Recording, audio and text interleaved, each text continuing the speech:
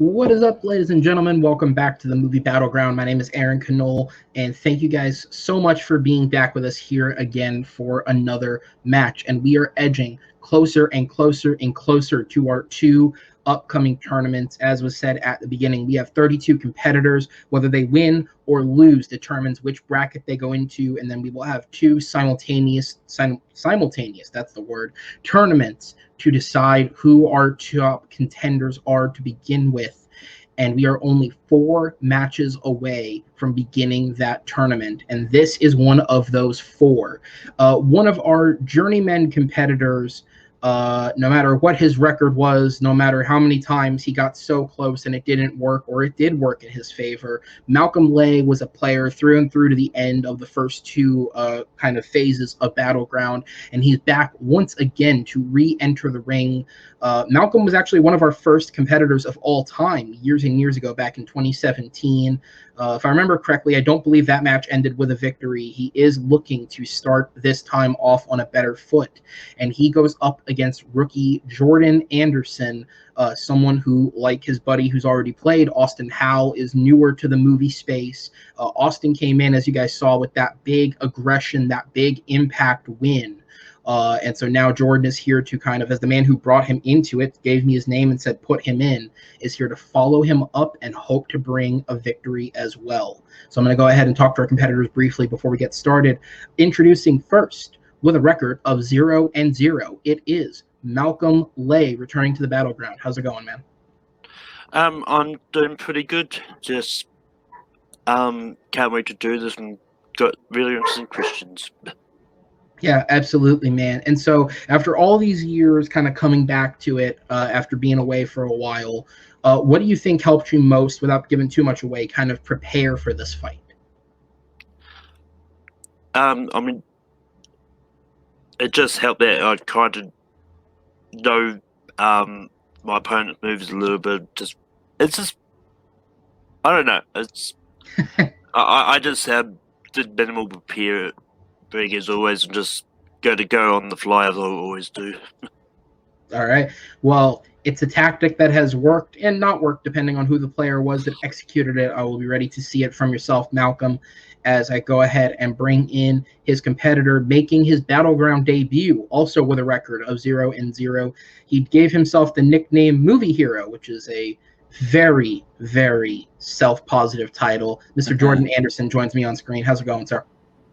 It's going good. Yes, I am the movie hero. It kind of goes along with my YouTube channel that I run, but I'm here to show people that my knowledge is not just surface level. I actually have some knowledge of some deep cuts of some of these movies we're going to talk about, and yeah, like I've always been just really great at movie trivia. Haven't done a lot in movie debating, so that's why I want to show people what I can bring to the table for that. So yeah. Absolutely. And as I mentioned in the intro, and I have to ask you, I reached out to you when we brought you on, and I said, do you have anybody that that might be interested in this, that's maybe not ingrained in the community yet, that would want to get a part of it? And the name that you threw at me was Austin Howell. And Austin came in here with the aggression of a bull and was able to pull out that victory in the first match. So with him being the person you're probably closest with out of everyone in this tournament, does that give you something you feel like you want to stack up to, or is it just doesn't matter what he did, this is me, this is my game? Definitely something I want to stack up to, because like he is a co-host on a couple of the shows that we do, and like we really complement each other really well when we do that. Like all the holes that I have, he has knowledge in all of those things, and then vice versa. And so I'm just gonna one of the things where we really build well off of each other. But at the end of the day, though, I mean, it may even come down to someday having to face each other. So like it does come down to like my own self, but I mean, we do take a little bits and pieces from each other. So yeah. All right. So with that, I'm going to go ahead and bring Malcolm into the call, and we're going to go ahead and get this match started. As always, the way these matches have always worked, but I'm going to recap it quickly, just in case you watching at home, this is your first time. Movie Battleground, if the discussion hasn't gotten you there so far, is a debate show. Movie Battleground is a best of 5 rounds. The first person to 3 points win. Each round is worth 1 point, obviously. If you happen to get 3 points in a row, your victor will win by knockout. If it is a 2-2 tie after the first 4 rounds, we will go to the blind round, although I'll explain that special little thing when we get there.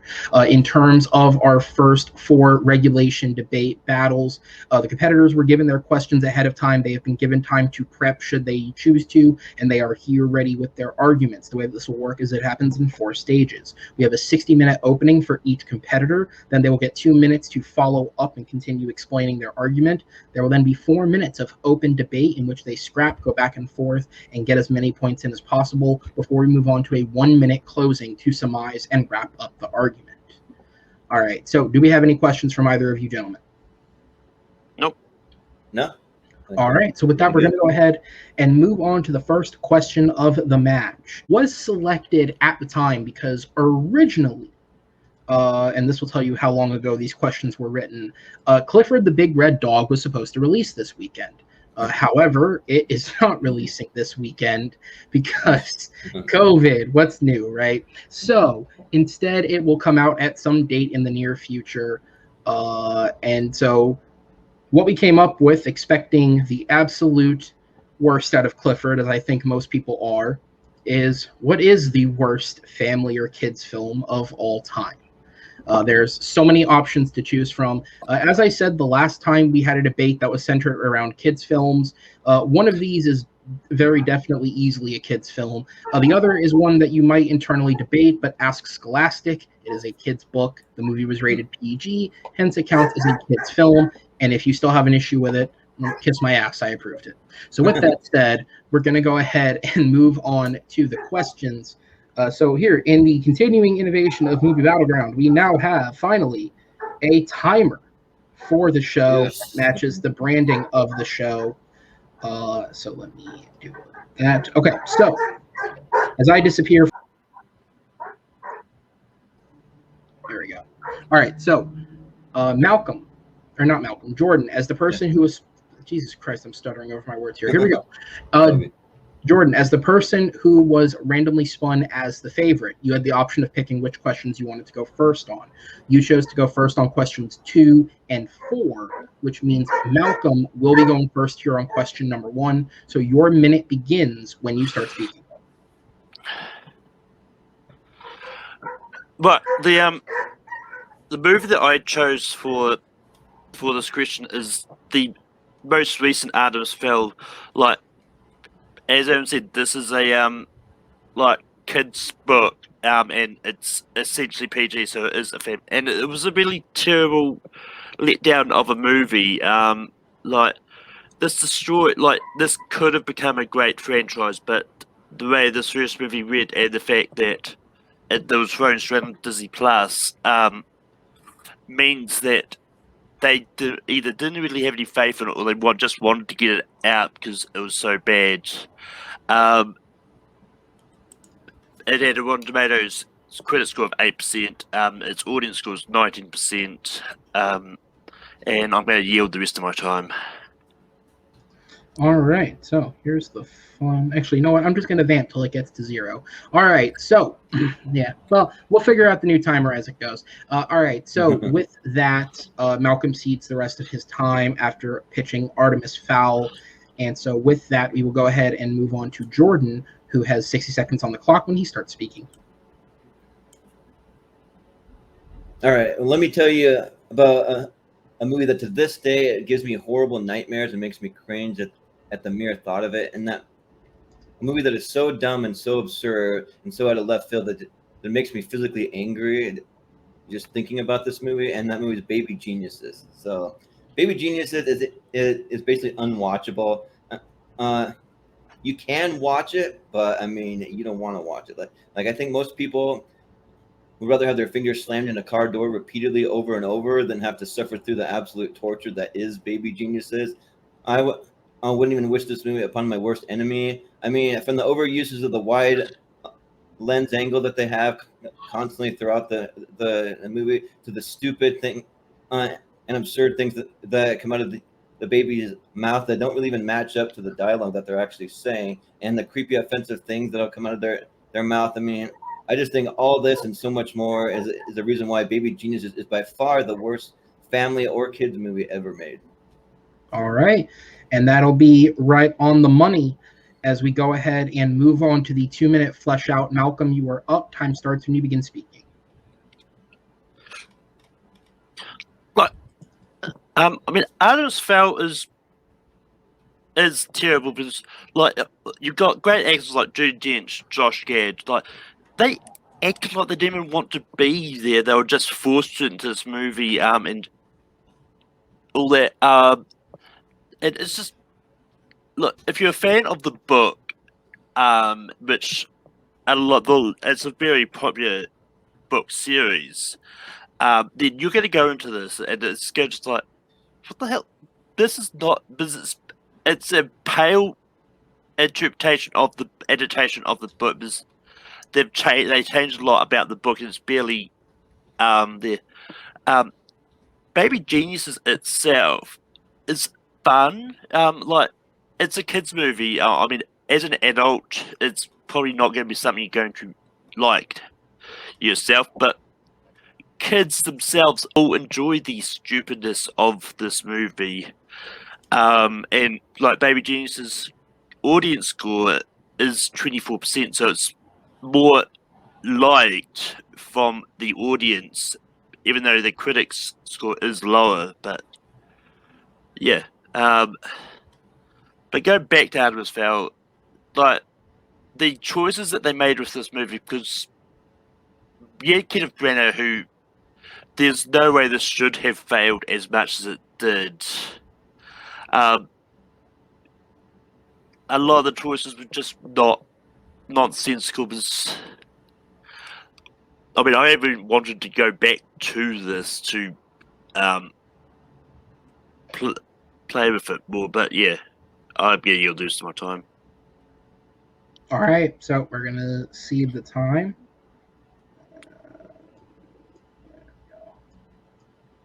We get it.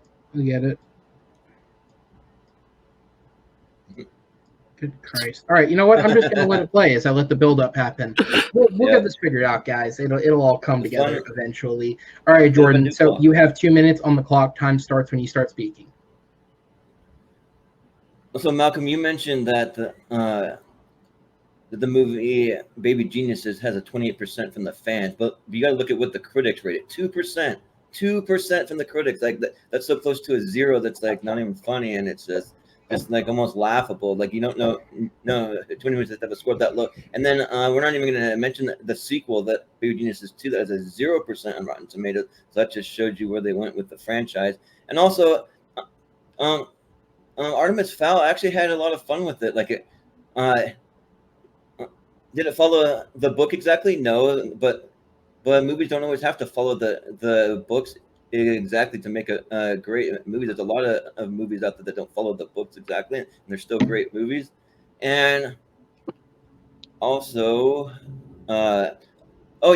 so Disney Plus, despite the movie being bad, I mean, I'm sure that they knew it going in. They still used it as one of their flagship blockbuster movies when Disney Plus first came out. They used it as one of the very first movies that they wanted to debut on their platform. So one of the very first a full length original, you could say, based on a book, but like one of their like new release movies.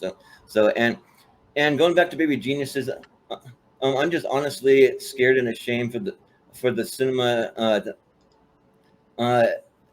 to bring up the scenes. There's a scene that like always like freaks me out. The scene with the animatronic baby walking around a theme park, and the thing looks like a giant Chucky doll as a robot, and it's supposed to be cute, and it's not cute. Like it looks like the sick love child of Andre the Giant mixed with Gollum, and it has a really creepy voice. Also, you have Christopher Lloyd and Kathleen Turner in this thing. They just look super uncomfortable, like almost like, why are they in this thing? They got some big name actors to go up against these little babies and like it's just awkward and painful the whole entire time. So all right, and that is going to be time.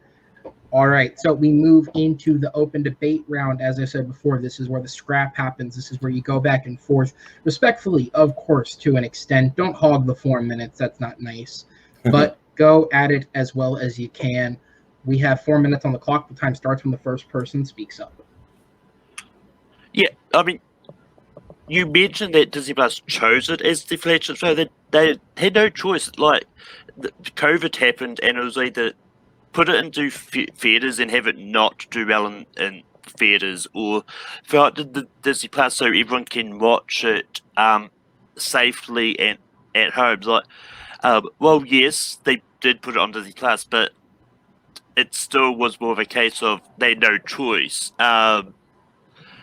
Realistically, and I mean, like, well, yes, Baby Geniuses may not have played with the critics, but they're also the critics aren't necessarily the ones that they were choosing to actually want to watch the movie. It's made more for kids to enjoy. Well, even so, a 28% isn't very high. So I mean, like, that's not really saying a lot. That's definitely still a total bomb. And also too, like, when you think of Baby Geniuses, like, there's other people in it, like other big names in the movie that literally couldn't save this movie. You have John Voight, you have Kim Cattrall, you have Dom DeLuise, and also too, like I can't buy that these little babies, the little toddlers, are doing kung fu moves against these like full grown adults, and they're actually winning. It's like, I don't care if you have the strongest baby that ever lived, like, you're not going to be doing a kung fu moves against even the weakest adult and actually winning. That's just laughable. It doesn't make sense. And it's like, yeah, like the whole premise is just a bunch of poop jokes and fart jokes, and it's like the babies have some kind of like sense of like genius, and then they reach a certain age and they forget it all, and they're just back to normal, random, everyday,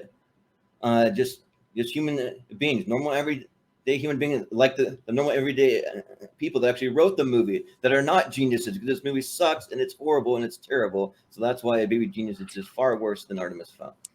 I mean, if you try to look for logic in kids' movies, then you're not watching kids' movies, right? Kids' movies are made to be fun. Like, you're not supposed to understand logic. Because, well, yes, the logistical things of kids being able to do karate and that on adults is absurd, but a lot of the kids' movies are on that absurd side of things.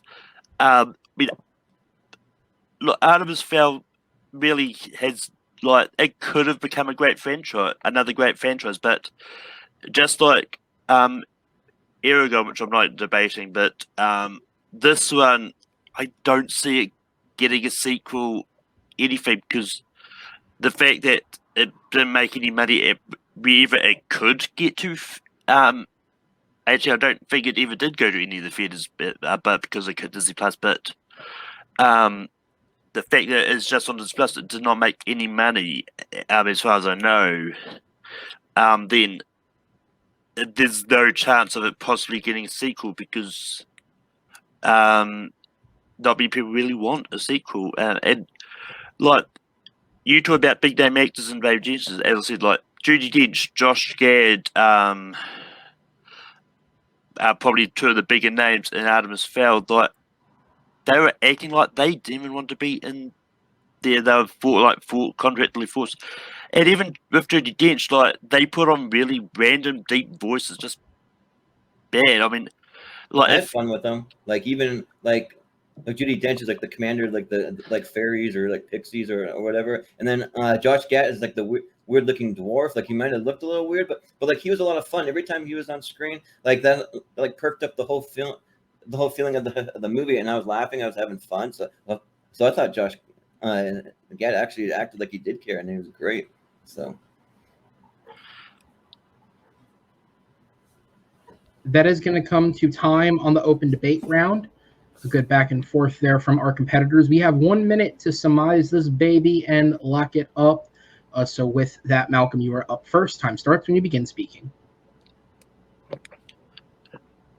Look, Baby Geniuses is made for kids to have fun and sort of just relax and watch a movie.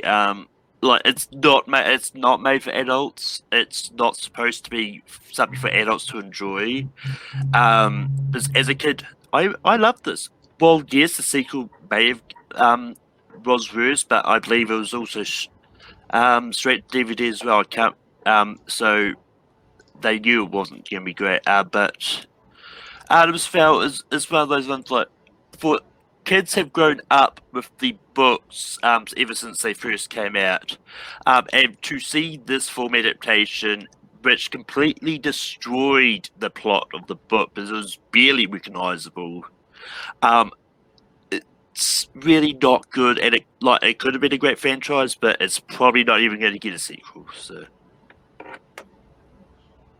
All right, and that will be time on the closing from Malcolm. All right, which means we will move over to Jordan to end the round. 1 minute on the clock for you, sir, when you begin speaking. So one of the biggest proponents for me for why Artemis Fowl is a good movie is because my 10-year-old cousin Chloe, she watched it and she absolutely loved it. She read the book and she says, "No, like it's not really like the book, but I don't care. Like it's just a movie. It doesn't have to be exactly like the book." And she had a great time, and I thought that had amazing special effects. It had great set pieces to it, and like Baby Geniuses like didn't really like have very good set pieces at all. Almost no special effects, and they were horrible. And I didn't even mention the weird older kid who was working in the daycare trying to get fired. His name's Dickie, which is an appropriate name for this movie. He's dressed all in pink with a bunch of chains, like he was some like wannabe reject from a Korean pop band. Just like all the supporting characters, nothing makes sense. I don't even know what's even happening. They're on some special mission, but it's like they already know all about these babies, but yet they don't. They're still looking it up on the computer. And time. So. All right, so that is going to be time on the fight. As we'll go ahead and come back and send our competitors to the back. Great first fight, guys. And I will bring our judges in. So with us, we do have two judges due to where he is located at the moment. Unfortunately, Haven can't join us on camera, but we do have Medee, Raymond, and Mr. Haven Pendergast with us. So while these guys finish up their thoughts, I'm going to go ahead and run down some fact corrections or just fact confirmations because a lot of numbers were brought up. So for what it's worth, Artemis Fowl, the numbers were correct. It did receive an 8% on Rotten Tomatoes from critics, a 19% on Rotten Tomatoes from audiences. Baby Geniuses 2 received a 24% on Rotten Tomatoes from audiences, a 2% from critics. Only one critic gave it a positive review. That gentleman's name is Dwayne E. Leslie of Box Office Magazine. That's just a personal shout out to you, sir, for having impeccable taste. With that said, Baby Geniuses, his box office was brought up. Baby Geniuses actually did make a profit. It cost $12 million. It made 36.5. So even after marketing and theater subtracting, it did make a profit. Artemis Fowl obviously was not released in theaters anywhere in the world, so it did not have any kind of profit to gauge. However, according to tracking done by Variety at the end of 2020, it was the 18th most watched straight streaming title for a theatrical film from 2020. What the hell that means, I don't know, but it was 18th on a list of how many films. And also the last point to bring up is Super Babies, Baby Geniuses 2. Well, first off, fun fact, originally had the title Baby Geniuses 2, The Return of Big Kahuna, which is awful. And that movie actually did come out in theaters. It was cost them $20 million because someone said, let's put more money into this crap. It made $9.4 million. So with that said, we are going to go ahead and go to our judges. So because we do not have a third judge, I will serve as the tiebreaker if necessary, but I will go to Medee first. In about 30 seconds or less, shoot me who won it for you and what sold you on the win. This 30-second thing was put in by me because I kept filibustering on the last couple seasons. I went with Malcolm, and I went with him for a couple of reasons. The main one was that Malcolm talked about the potential audience for these movies, where he mentioned the Baby Geniuses wasn't really for anybody, or it was meant for kids, where Artemis Fowl wasn't really promoted for anybody. And Jordan didn't really hit back on that. Also, Jordan, you mentioned the Baby Geniuses 2 had a lower Rotten Tomatoes score. I think it might have been easier to argue that one, since apparently it got worse as it went along. So that was my thoughts. All right, and then Haven, who does your vote go to and why? I'm opposite. I'm going with Jordan because, the category was the worst film, was the worst kids film of all time. And he brought up a good point that his movie is, for kids. He brought up that it was a 2%. He didn't bring up the 24%, so he showed that it was like, 0 is the worst and 2 scraping the battle. He talked about wide angles in the movie. He talked about the matches, the mouths not matching in the words. He talked about a particular scene with a giant Chucky doll that was just hideous. He talked about the actors that were in the movie. They both talked about the actors, but they both the points were mute. They both said the actors looked like they didn't want to be there. But the only thing Malcolm kept saying was, the movie was bad, but he never really told us why that movie was so bad that he picked. So I'm going with Jordan. All right, that is very fair. So as the tiebreaker, I am going to agree with Mehdi, actually, and I'm going to go with Malcolm. The main reason that I went with him is because I thought both competitors did a good job. I mean, they're both shit films. It's very easy to kind of just say why they're bad. But in terms of the attempted defenses of why the other film isn't as bad, I thought Malcolm did a better job at hitting back at them. And so that was kind of the breaker there that gave the point to him in my eyes. But a very interesting first round of debate that leaves the score 1-0 to Malcolm, as I go ahead and send our great judges to the back and return our competitors to the screen. And we're going to go ahead and move into round number 2. As I said, Malcolm does have the 1-0 lead, but anything can happen from here on out. And so this question was put in here because recently, horror director Jordan Peele announced his upcoming latest film. And we got the poster for it, we got the title, we know that Steven Yeun is in it, we know that Daniel Kaluuya is reteaming with him to be in it. And it led me to thinking, you know what, he's doing all these original, interesting concept horror films, but if he were to enter a franchise, what could he do to make it interesting? And so the question is, which horror franchise should Jordan Peele direct an entry in? And so because Jordan, as the favorite, did opt to go first on this round, he will be first to open up this round. And so as I disappear from the screen, Jordan, the time will start when you begin speaking. Okay, so what do you think of when you think of Jordan Peele as a filmmaker? You think of the 2 groundbreaking movies, Get Out and Us, but you also think of some of his other projects as well, Keanu, Black Klansman, that he worked on. He is great at taking psychological concepts from horror movies and putting a cool urban spin on them, and then expanding the world and doing also a little social commentary that really makes you think. The first movie that came to mind when I thought of Jordan Peele, his unique directing style, was a movie that I watched recently for the very first time, and I absolutely loved it. And that movie is Invasion of the Body Snatchers. So what better way for Jordan Peele to make a subtle commentary on the inadequacies of our world and the need for survival with the backdrop of a systematic global takeover from something that is almost beyond our control than Invasion of the Body Snatchers. There is so much that can be said in a movie like this, and Jordan Peele is the perfect filmmaker to do it. So I'll yield my time there. All right, so we'll let the clock run out. So I'm going to go ahead and preface this again because sometimes we have answers that people in the comments may try and challenge. So I'm going to go ahead and explain the reasoning as to why this was accepted as an answer.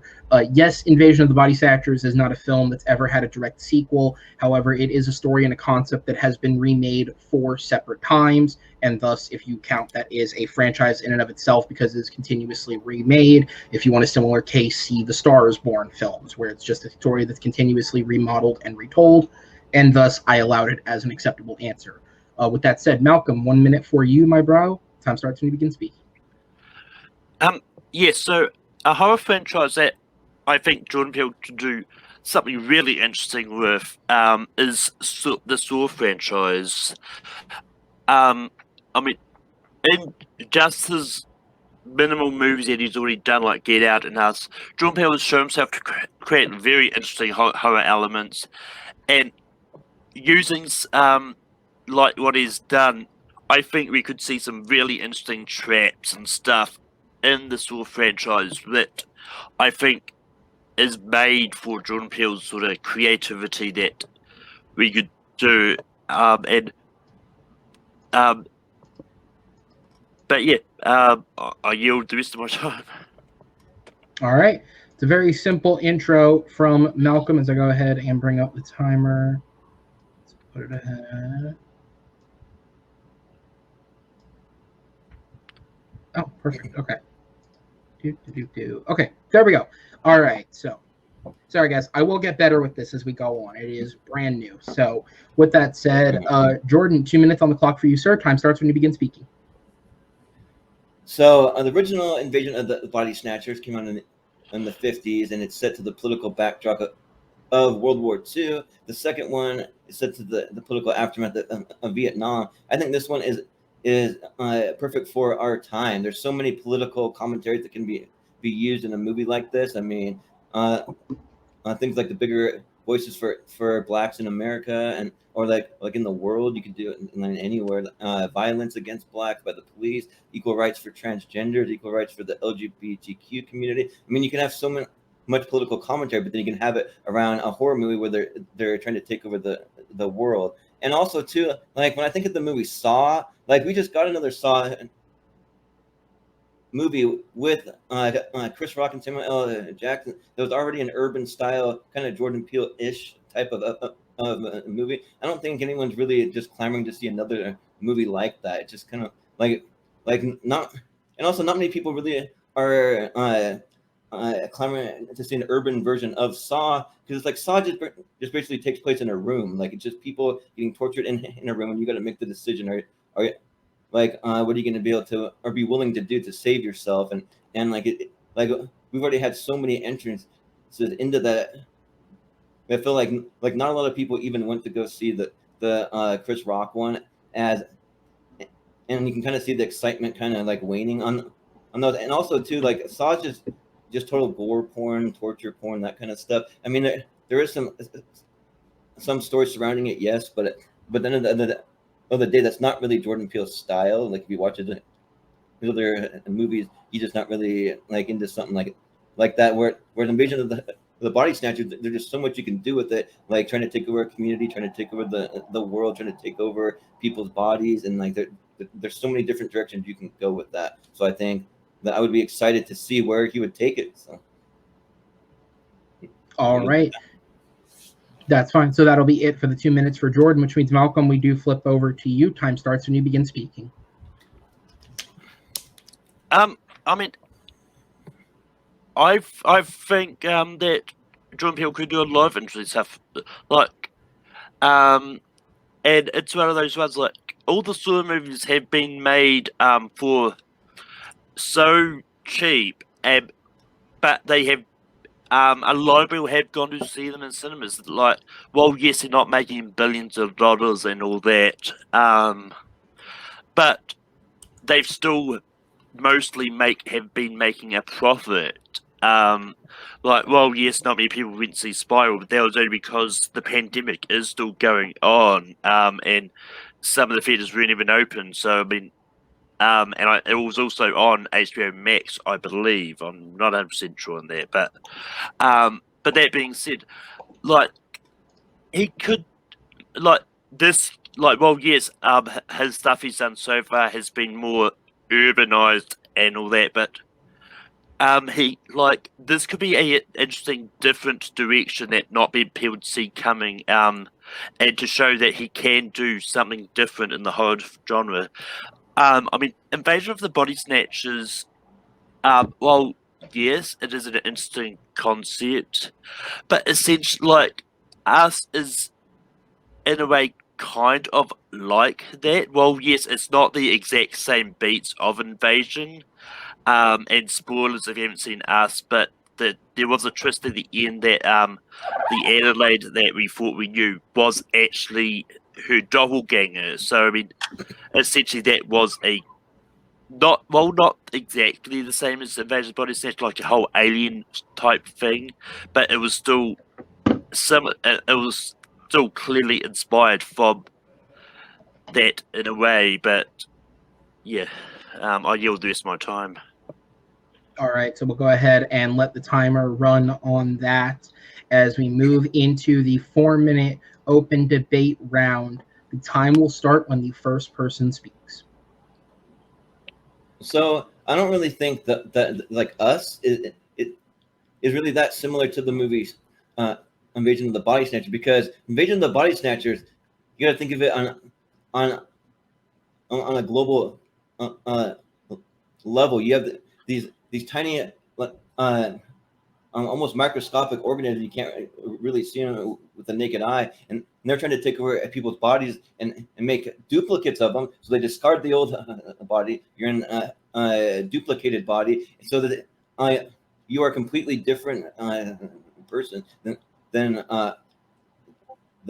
even what you once were. The body's gone, the brain's gone, everything. And they're also doing it on a global level. So the goal of the aliens from Invasion of the Body Snatchers were to take over the entire world. I feel like in the movie Us, that they really weren't. They were just had the doppelgangers going after their own doppelgangers, and then they had a weird twist at the end with like underground tunnels that really didn't make any sense there. But anyways, getting back to Saw, like I just don't think people are really clamoring for another Saw movie. I just feel like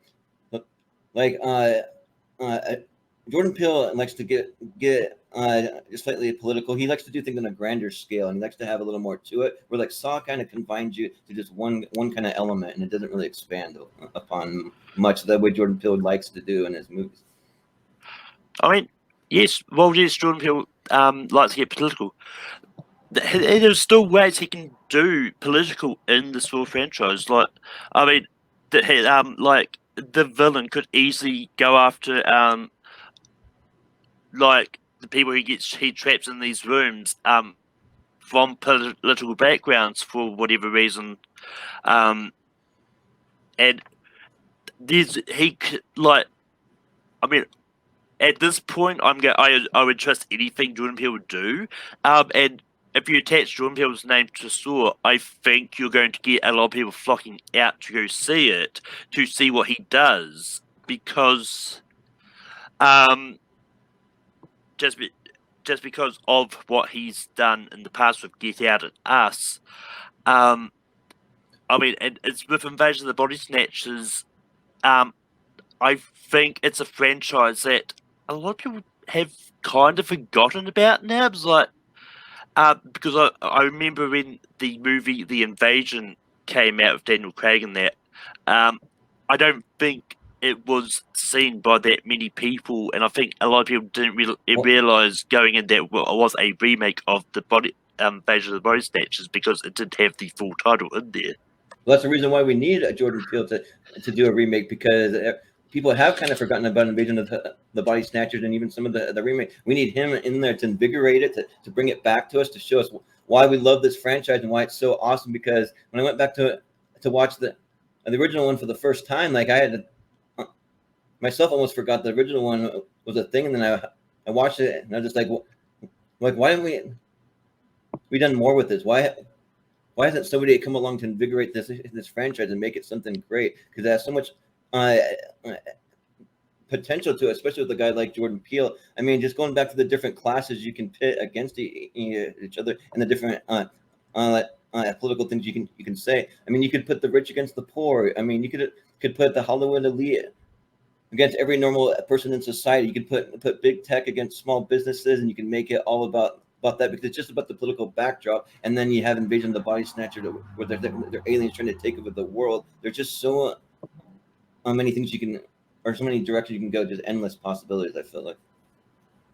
So yeah, and I mean, it's one of those ones with Saw. I think there's still endless possibilities. You can take that, and I'm just going to keep saying stuff, and well, the time runs out, because I'll get more into that in the closing.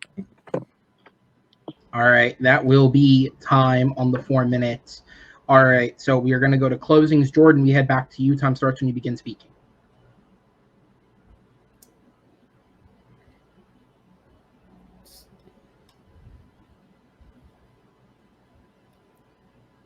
So for me, like, it just comes down to like how intriguing Jordan Peele actually is as a filmmaker, and just like the different ways that like you don't want to put him in a box where he's confined to just one little area and he can't really do much outside of that. And I feel like with the latest Saw movie, they really tried to go outside the box, and it didn't really work too well. They even have one on that, like Saw 5, where they where Jigsaw goes against the whole real estate industry, and he like pits people against each other. And it's one of the stupidest things I've ever seen. And like it just didn't really work. And with Invasion of the Body Snatchers, I feel like they really could work well, because there's so many different things you can go back to, so many different races, so many different people. You can make it really creepy. You could make them different types of aliens. You don't have to make them microscopic, but you could. I mean, so there's just so many different ways. And like he's just a filmmaker that gets me excited about something like that. When I think him covering some other genre or like something that's just really gory like that, it doesn't really make sense. And time. All right, that is going to be time on the argument. Malcolm, I move back to you. Time starts when you begin speaking. I mean, it's one of those ones, like, I think Jordan Peele could do a lot of interesting stuff, sort of like, well, yes, Saw is pretty much like a centralized space, but who knows what directions that he might take to it, because for we know he could decide to switch it up and have 5 different villains in different parts of the world or USA, and have different traps in a different house. So he could find a way to make it bigger than what the other Saw movies have gotten. But with Invasion of the Body Snatchers, I don't know if adding Jordan Peele's name to that franchise, I don't know if he'll do enough to remind people that that's out there and get people to want to check out, to figure out what is going on. All right, and that will be time on the round. As I go ahead and turn that off, I will go ahead and send my competitors to the back and bring on my fellow judges. So some quick facts to run down here. So when talking about Saw, the box office was brought up. So for what it's worth for Saw, Spiral is in fact the worst performing Saw film at $36.8 million worldwide gross. However, as was mentioned, it did come out during the reopening of theaters period for the COVID-19 reopening. Not all theaters were open yet. To give you guys a bit of a time frame, for the domestic box office, the entire second country of the domestic box office, Canada, did not reopen until mid-July, so that immediately wipes out that many theaters. Also internationally, I don't think every continent saw the film. So that is what it is. The budgets were also brought up about the Saw films, about how cheap they were. Almost every single Saw film except the first one falls at around $10 million. In fact, the most expensive film actually was Spiral, which cost $20 million. Saw was distributed by Lionsgate, not Warner Brothers, meaning it was not on HBO Max. It was released solely only to theaters. I did not have enough time to read the plot of Saw 5 and verify that it involves anything to do with the housing crisis, so who knows? I haven't seen that shit. And when it comes to Invasion of the Body Snatchers, believe it or not, none of the actual credited adaptations have ever got the name exactly correct. The original name of the book, written by Jack Finney, was The Body Snatchers. Obviously, the 2007 one that was referenced, the incorrect title was The Invasion, which did fail at the box office. But for what it's worth, the 1956 film and its remake in 1978 were both called Invasion of the Body Snatchers. Those did make money. The 1993 film was simply called Body Snatchers. That also failed. And according to my sources that I was able to find, though not based enough on the book that they had to actually credit it, the Robert Rodriguez film The Faculty and the 2019 film Assimilate are also considered adaptations of the book. They just changed enough to where they didn't actually have to credit the book, but both filmmakers have openly said they based it on Invasion of the Body Snatchers. So really there have been 6 adaptations. But with that said, I'm going to go ahead and go to Haven first on this one. What in your thoughts, who got the point and what sold you? Once again, I'm gonna give it to Jordan on this one. He brought a good point. You know, he referenced that the first movie was in the 50s, the second movie took place World War II, and that this one could be revived now in current time. He talked about, Jordan Peele working with aliens. He hasn't done that yet. That'd be really cool. He mentioned a lot of plot summaries that could go into the thing, from African Americans to blacks, LGBT communities, to certain crisis, the rich against the poor, things like that could happen, in the series. He did mention Spiral, that already came out last year. So why do we need to revamp a franchise that's still, going on? And the one thing Malcolm said that I was curious was that he said, "Oh, if Jordan Peele's name was on Saw, then I'll probably get people interested." But then he countered the argument by saying, "Oh, if his name was on Body Snatchers, why would people be interested?" He said that Jordan Peele's name would bring people to the box office, it's trusted commodity. He said that, so he kind of, distinguished his argument by saying, Saw, yeah, if his name's on there, but on Invasion of Body Snatchers, maybe not. So I'm gonna have to give it to Jordan. All right, and then Madi, who got your point for you, and what sold you on it mainly? Basically the same things that Haven said. So I'm also going with Jordan. I also really thought that some of the pictures that Jordan was putting out of, having it kind of like what Haven was saying about maybe having it with the police violence against the African American community, or the rich versus the poor, or like big tech versus small businesses, things like that. I think that a lot of the two that I've seen, Invasion of the Body Snatchers, they do get into like a political subtext, which is right into Jordan Peele's wheelhouse. Malcolm didn't really touch on that as much in Saw, and Jordan's right. It is more kind of torture / gore porn than it is a psychological thriller, which is more what he's done in the last two movies that he's released. So that's why I'm going with Jordan. Okay, all right. So with that, I'm going to go ahead and send the judges to the back and bring back on our competitors. And with that, Jordan will get the second point of the game to tie it up as we go ahead and move into question number 3. Now, this is something that we might do from time to time, depending on the question. This is called a repeat question. So as you guys know, we have the 5th round concept, which is the blind round. And in that round, competitors have to answer a question without knowing the full context of what the question is. And so what we'll do from time to time is, if we have a question where one or both of the answers very clearly don't match what the question is trying to ask, we'll bring it back in another match down the road, and we'll give it to competitors as a prepared question so that we can see the question with answers that you would expect to be given, generally speaking, opinions aside, for this question. Now, this question returns from the blind round of the Ryan Permison versus Andy Sweet match, in which the two movies chosen at that time were Definitely Maybe I think that's what the movie's called. I forget what the movie's called, but it was a good one. And then 6 Underground. The question is, what is Ryan Reynolds' worst movie?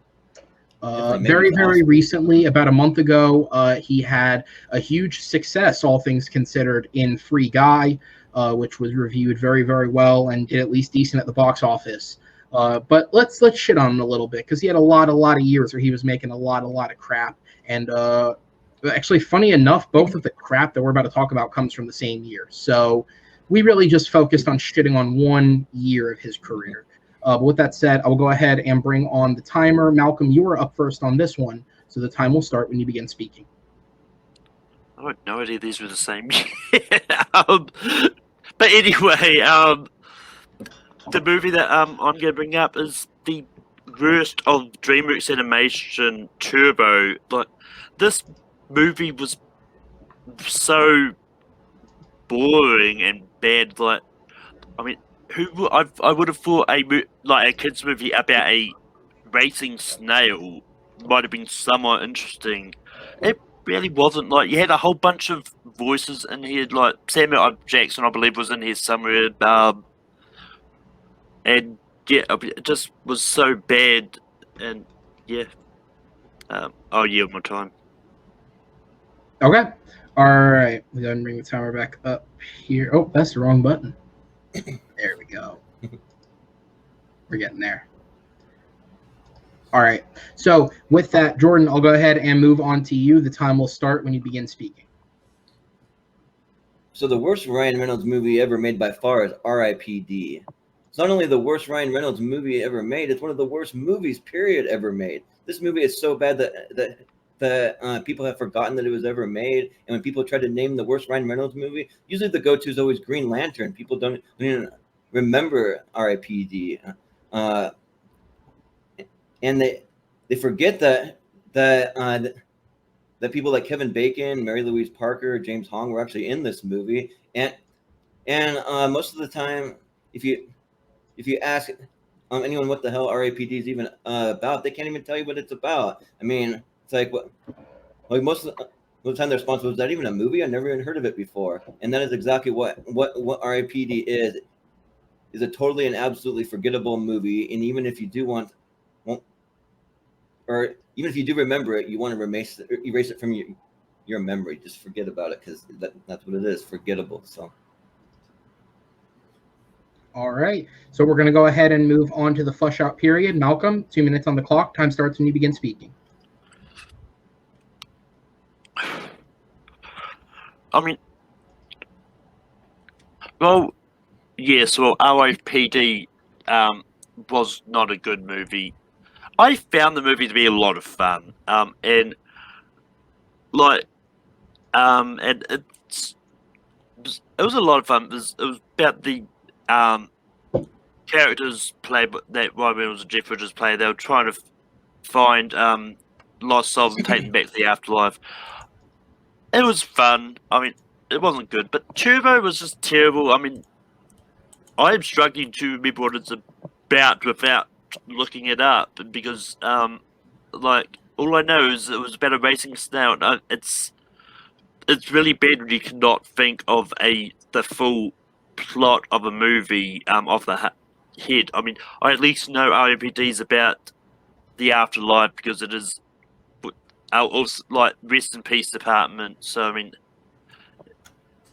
I can kind of get the basic plotline from the title. Like Turbo, I just really don't. It's like about a snail that wants to go fast. It's just so bad that I struggle to remember what it's about. I yield the rest of my time. Okay. All right. There we go. That works. All right, Jordan, we're going to go ahead and flip it over to you. 2 minutes to rebut. Time starts when you begin speaking. So, Malcolm, you might be one of the only people that I know that like actually knows what R.I.P.D. stands for. I've asked several people and nobody knows. So that's pretty good. But when it comes to the movie Turbo, like I would actually say Turbo is actually a good movie. Like I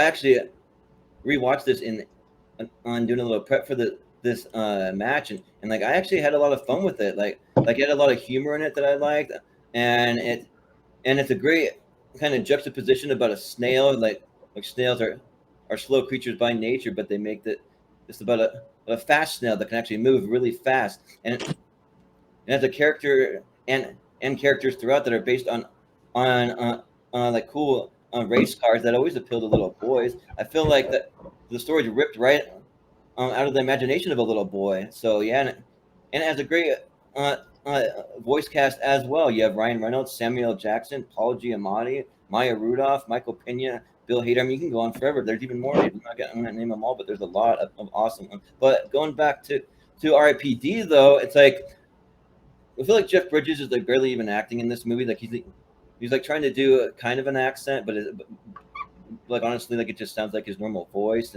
and like Ryan Reynolds, he just looks bored in this movie. He like almost like if he's like trying to say, what am I doing in this pile of garbage? Clearly, he just did it for the paycheck. And unlike passion project for Ryan Reynolds, like Deadpool, where he's totally invested, like he just looks like he's like not invested at all, and he's not really that excited to reprise his role of Officer Nick from R.I.P.D., where he reprises Deadpool all the time for comedy bits and everything. But also the makeup's horrible, the CGI is horrible. There's zero chemistry between Jeff Bridges and Ryan Reynolds. Also, it barely even follows the comic book, so there's that also. So. All right, and that will be time on the 2 minutes. We're going to go ahead and head to the 4 minute open debate round. The time will start when the first person speaks.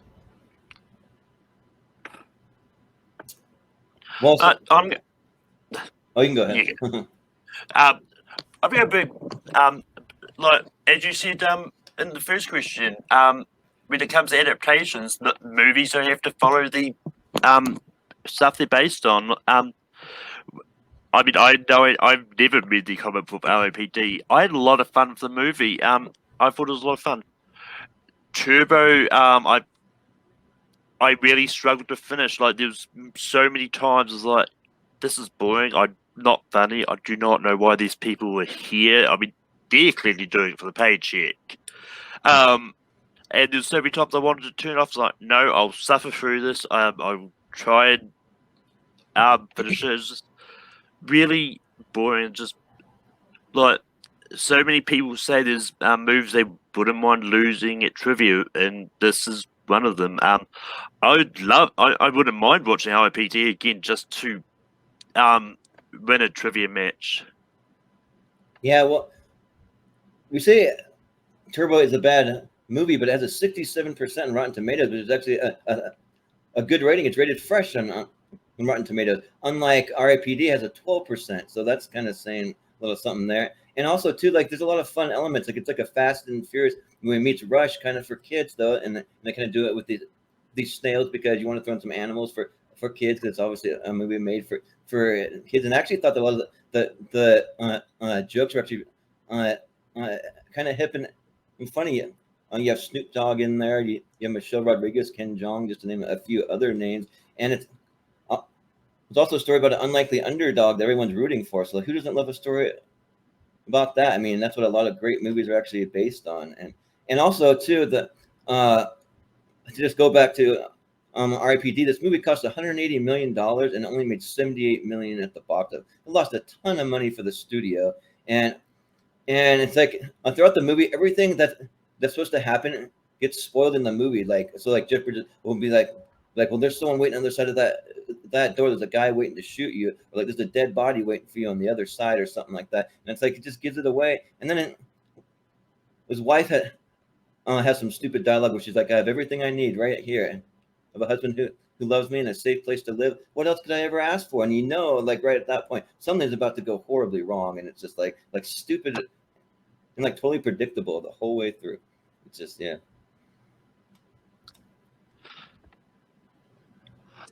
I mean, it may be predictable, but goddamn, ROPD was a lot of fun.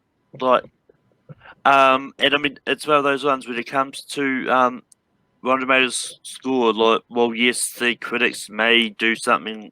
No, I mean, in this case, the audience would. Rotten Tomatoes score for Turbo is fresh as well, so that's not going to root in my favourite. That's not going to root in my favourite anyway. But I personally had a lot of fun with ROPD. Like, and I mean, just like Rotten Tomatoes, the audience score for ROPD is still a lot higher than the critics, even though it's still lower than Turbo. But it's one of those ones. I've no idea where I'm going with my debates anymore for this one. So just so the competitors are aware, if you feel you've said all you can say, if you both agree, you can skip to the closing. okay. Yeah, Well, a couple other things is that so like they didn't even make Ryan Reynolds look like a cool person. Like they put him in this other body, and he's just an old Chinese guy that's supposed to be funny, but it's like not funny. It's just stupid. And at the end, they have one of those stupid things they do in every single comic book, where it's a beam of light and a bunch of aliens coming one way and a bunch of aliens going the other way, and it's like nothing really happening, and it just makes it. So there's no stakes, and it's just kind of like a total waste. There's so many movies like Avengers did it, or like Suicide Squad, and it's just stupid. So yeah, it's just the movie doesn't make sense to me. So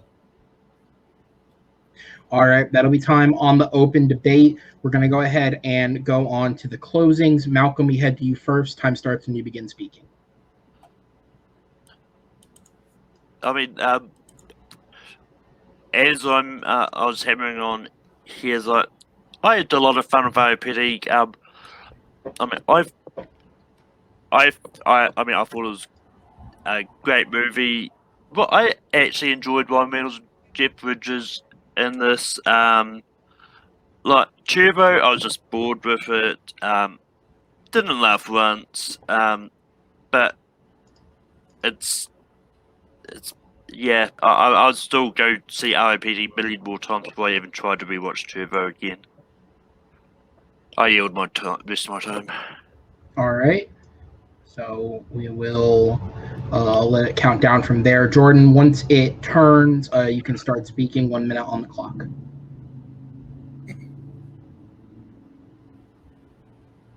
Yeah, so I would easily go watch a movie Turbo with my whole entire family. Like, I think it's a great family movie. It's something that like I'd be happy to show to my little 3-year-old nephew. Like, he loves race cars, and I have another 6-year-old nephew that loves race cars too. Like they're both into this movie, and I think families would be. I think even a lot of adults would be. I mean, there's a lot to offer with the jokes, with the voice cast, but like I just don't really think that there's not much to offer with RIPD. I just feel like it's a big letdown. Like, it's one of those ones you go in having really high expectations. Oh, cool! It sounds like a really cool story that's based on this cool comic book, and then you get there and you're like, wah wah! Like, what is this? Like, this stupid dialogue, a plot that makes no sense. These guys are just floating through this movie. That they look completely bored. It's not like the way Ryan Reynolds is now, how he's so excited for all of his roles. He really looks so excited to be a part of Free Guy, and it's like it's kind of similar, and he's just not. He's not excited. And time. So. All right, so that'll be time on the argument. Thank you, guys. I'm going to go ahead and send both of you to the back and bring on my judges. So again, while I give them a chance to make up their final decision, I'm going to go ahead and run down some quick fact corrections that were brought up during the match. So for what it's worth, I was correct, but I can get even more correct with my fact. Not only did both these films come out in the same year, we are shitting on one particular weekend of Ryan Reynolds' life, believe it or not. Turbo came out on July 17th. It was given a 5-day weekend release. RIPD came out that Friday, July 19th, 2013. Both these films came out on the same weekend. So I decided to look up the box office for what it's worth. The film, Turbo went on to open number 3 in its first weekend with 21.3 million behind both The Conjuring and Despicable Me 2. RIPD opened even lower than that. It opened with 12.7 million, coming barely in 4th place, I believe. So yeah, this is not just 1 year of Ryan Reynolds' life. This was one particular weekend that we got to shit on him for. But for all the weekends like this that happened, there were all the weekends in which he got to bang Blake Lively and make 2 great children. So either way, it all evens out. With that said, the box offices for both films were brought up. Turbo did make 282.6 million. It cost 127 million. So when you do the math, it did just barely turn a profit. RIPD did lose money. It does not have a confirmed budget. Its budget falls somewhere between 130 million and 154 million, depending on what source you're checking. It did make 78.3 million at the box office. So again, when you do some math, you find out it did lose some money. And then Rotten Tomato scores were brought up. Turbo has a 67% critic rating and a 65% audience rating. RIPD has a 12% critic rating and a 38% audience rating. But with that said, I'm going to turn it over to Madi, who's going to give us our first vote. And again, guys, for both of you, in about 30 seconds or less, stress to me who won it and what point got to you. Madi first. I want to point out, I'm wearing a Green Lantern shirt, and I'm upset that nobody picked Green Lantern because that was the worst fucking movie I've ever seen in my life. But I'm going with Jordan again. I just heard a lot more about how bad RIPD was than in comparison to how bad Turbo was. Turbo, as far as it was explained through Jordan, it was a little bit more enjoyable for other people. There was like the Fast and Furious aspect combined with like the snails and things like that. So, and he said that it was taken from the mind of a young child, and for a kids movie that works. So yeah, I went with Jordan for those points basically. All right, so first vote goes to Jordan. Haven, in about 30 seconds or less, who got your vote and why did they get it? I'm in the same line of Medid on this one, giving it to Jordan again. He brought up a lot of facts about, the movie was made for kids. I'm glad he brought that up because Malcolm, was just saying how Turbo sucked. So I'm really glad that he said, "Hey, man, this is a kids movie. It's not meant for a grown ass man to sit, by himself watching and have an enjoyable time." He brought up the aspects of the stories. He brought up the actors in it. Unlikely underdog story, great for kids. Motivation for kids right there. Snoop Dogg, Samuel. Of course, Ryan Reynolds. Great family movie that the whole family could watch together. You can't really do that. R.I.P.D. You can't have the kids there. Malcolm, he just kept saying that he enjoyed R.I.P.D. and he didn't enjoy Turbo, but it's more of the worst movie for everybody, not just for Malcolm. He just kept saying he enjoyed the movie or he didn't like the movie. So that's why I'm giving my edge to Jordan on this one. He had a more all around go with his argument. All right. So with that, the second point will go to Jordan. Judges, thank you. I'll go ahead and send you to the back as we bring Jordan on. So right now the score is 2-1 heading into the fourth round. As said, anything can happen. And with that, we will get on to the fourth question, which is the Wizarding World is the name of a very successful section of a theme park here in Orlando, Florida, and in Hollywood, California, and probably somewhere internationally. They tend to like that shit out there. But it's also a film franchise in which they got the very successful theme park from. Previously on Battleground, we have already discussed the worst film in the Wizarding World franchise. That was a debate that was had prior to this between Chadwick Webb and Jonathan Peck. And so tonight we are having a different Wizarding World debate. What is the most underrated Wizarding World film? Now, the good thing is neither of these competitors selected one of the answers that was selected for worst. So those movies still do technically, according to Movie Battleground canon, count as the worst films. But let's see what these guys have to say about underrated. With that said, Jordan, you did elect to go first on this question. So I'll bring the timer up and it will start when you begin speaking. I want to tell you guys about my favorite and most underrated entry into the Wizarding World, and it's a story that was not only my favorite Harry Potter book, but my favorite Harry Potter movie as well. It's a Harry Potter movie that's very unique and very underrated and quite often forgotten. It's a movie that brought a whole new meaning to what a Harry Potter movie could be and what it could do. It's a movie that showcases Harry and Ron and Hermione, those characters that you all know and love in a new light, and shows Quidditch in a whole new way we've never seen it before. It's a showcase for director Mike Newell, who is known for directing teenagers in adventure movies because he directed several Young Indiana Jones movies and 2 Young Indiana Jones TV series. It's a movie that more than anything and any other entry in the Wizarding World showcase, this is the true rise of Lord Voldemort and showcases a little thing called, people forget, called the Triwizard Tournament, and I'm talking about Harry Potter and the Goblet of Fire. That'll be it. All right. He had a build up there to his argument. Malcolm, as the clock rolls over, time starts when you begin speaking. Yes, so when a lot of people in TMG pick streams, pick Wizarding World, most of the time they go, "Oh yeah, I have the Wizarding World, but leave the Fantastic Beasts out of it." And which is why the choice I'm picking is Fantastic Beasts and redefine them. And look, this is one that I think is largely forgotten, and I mean, just everyone sort of doesn't want to ignore that it exists when talking about this Wizarding World. I mean, and it's a really good movie, like directed by David Yates, and you've got like a great cast of Eddie Redmayne and Dan Fogler in there, and it's a lot of fun. I yield most of the time. All right, so I'll let the clock run down since we're at the 10 seconds or less mark. We're going to move on to stage number 2. Jordan, 2 minutes on the clock when it rolls around for you.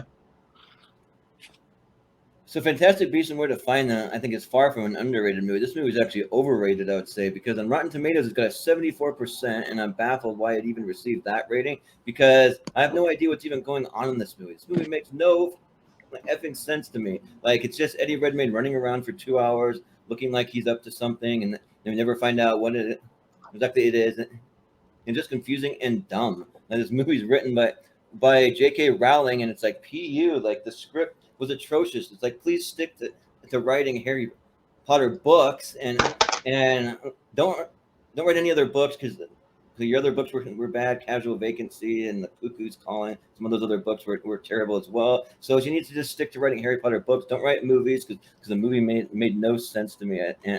And as far as the Goblet of Fire goes, I mean, I feel like the Goblet of Fire is not really talked about enough. I mean, everyone talks about The Prisoner of Azkaban being one of their favorite Harry Potter movies.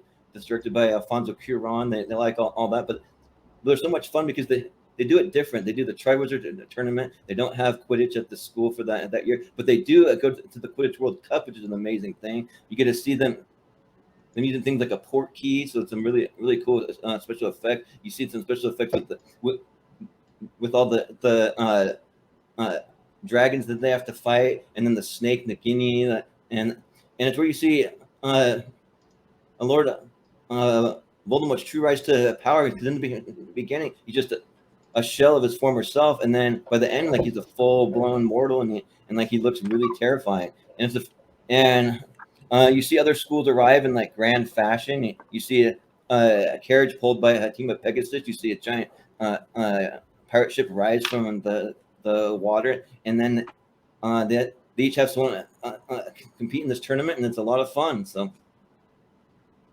All right, I'll pause it to give you just a second, Malcolm, and then when I restart the clock as it rolls around, your 2 minutes begin, okay? Yep.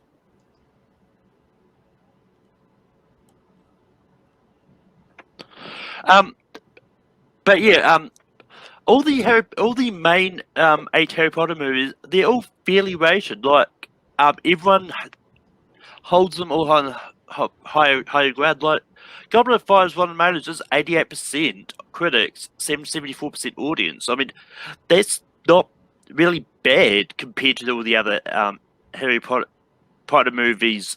Like, the lowest one, I believe, is definitely Hallows on Rotten Tomatoes. But I'm not.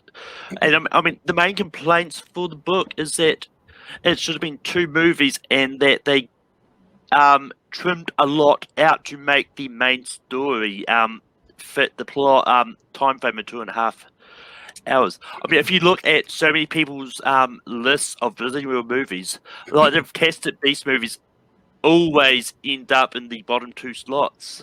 Like, well, yes, the sequel wasn't that good, but I'm not debating the sequel. The first one was a fun movie. I mean, well, yes, there was script issues and all that, but the actual story of Newt going around America trying to recapture all his beasts that escape, it's fun, and it's especially with the subplot of the Obscurious that they have to try and find at the end, and then the reveal of Grindelwald at the end, leading into the sequel. I thought it was really interesting, and it set up where the pace of these fantastic movies are going, or potentially are going to end up going, if the third one actually gets made.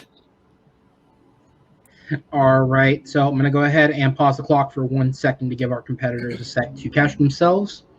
And then once I restart it, as the clock rolls around, the open debate round will begin. Well, so you say that Malcolm, that the Goblet of Fire is at 88%, so people generally like it. Well, I think that that's still underrated. Like that movie's so good. I think it should be like 98%. That movie's freaking amazing. It's my favorite Harry Potter movie of any Harry Potter movie that exists. And also too to go back to the Rotten Tomatoes score for Fantastic Beasts, it's at 78%, and that's way too high. That thing is a stink bomb. It needs to be like at least like 40, maybe less than that. Like it's just not good. And we even prove why it's not good. The story doesn't make any sense. It's got horrible dialogue that's just atrocious to listen to. And then it's like this movie's about these fantastic beasts, but you barely even see very many of the beasts. The beasts pop out for like a quick minute, but they don't get very much screen time. So these so-called quote fantastic beasts, and it's like it kind of makes sense. Fantastic beasts, and where to find them? Well, we're not finding them anywhere, and so And then also the main character, they call him Newt Scamander, but like nobody can ever seem to get his name right. Newt's Commander. That's what I thought when I first saw it. Or Newt Ski-mander. I was like, who is this guy? That is like a really odd name for it. And then the only likable character in the movie is played by, Jacob, played by Dan Fogler. He's not even that likable, and he's not a wizard. He's just a muggle. He's just some random guy that's thrown in there. So. I mean, just because Jacob's a muggle does not mean he's not likable. I mean, we're muggles and people seem to like us. But anyway, but look, I mean, well, yes, they could have maybe picked a different title if the direction they're going was where they're going. I'm not going to try to dispute that because they only used the title of Fantastic Beasts Where to Find Them was because it's a name that is familiar with like people who are into the books, and it is one of the textbooks that they use in there. So I was like, we'll use this recognizable title. It'll be, in a way, for this first movie, it does actually make sense because his beasts escape because Jacob opened the thing and he has to try to find them. Like he finds the rumpet in Central Park Zoo, so he goes tracking down his beasts while he gets caught up in this plot line of this obscure that's terrorizing New York. So, yeah. Well, also too, just to kind of point out a couple of things about the Goblet of Fire too. This is the movie where we also see Harry Potter fall in love with magic, and you see it when they're at the Quidditch World Cup, and he walks into the first tent, and it's a small little tent, and he walks in and sees it expand, and he just says like, "I love magic," and he's just so like enamored. You see the smile on his face. It's also where we see the love story between Harry and Cho Chang start to blossom. You see the love story between Ron and Hermione start to blossom. They do the whole thing with the Yule Ball, which is a really cool, unique take that they did in no other Harry Potter movie, and also just a little subtle beats of comedy, especially from Ron when he sees all the girls from another school like marching in, and he's like, bloody hell! And then when he gets the like dress robes and they look like girls' robes, he's just like all like confused. What is this or whatever? Yeah. So yeah. Yeah, I mean, like as I said, I think Goblet of Fire is a fun movie. And a lot of the complaints is just because they cut a lot out. But I mean, you mentioned the I Love Magic scene. I mean, that is cringy dialogue. I still do not like that line today. But yeah. We see the all right, and that is going to be time on the open debate round. I'll give the competitors a second to prep themselves for the closing. And Jordan, you are up first. I will start the timer when you begin speaking. So, Harry Potter and the Goblet of Fire. This is the movie where we're also introduced to Mad-Eye Moody, one of the best characters in all of Harry Potter. The mesmerizing performance played by Brendan Gleeson, which is freaking an awesome performance. You see David Tennant from Doctor Who fame in there, playing a really creepy role as well. It's where we first learn about the 3 unforgivable curses: the Cruciatic curse, the Avada Kedavra, and the Imperio curse. And then at the very end of the maze, you get some like truly terrifying scenes that like literally scared me when I first saw the movie. We have to go face to face with Lord Voldemort, who literally kills Cedric Diggory. So we get an actual death that actually adds to the stakes big times when he finally comes out of the maze. He's just crying over his dead body, and you see Cedric's father, and he's like, "That's my boy," and it's like so much tension. Like I literally like shed some tears watching that, and the only tears that I shed watching Fantastic Beasts were just because it was so stupid and cringy, and like I was just not having fun and not understanding what was going on. And time. All right, so I'm going to go ahead back over to Malcolm. Time starts when you begin speaking.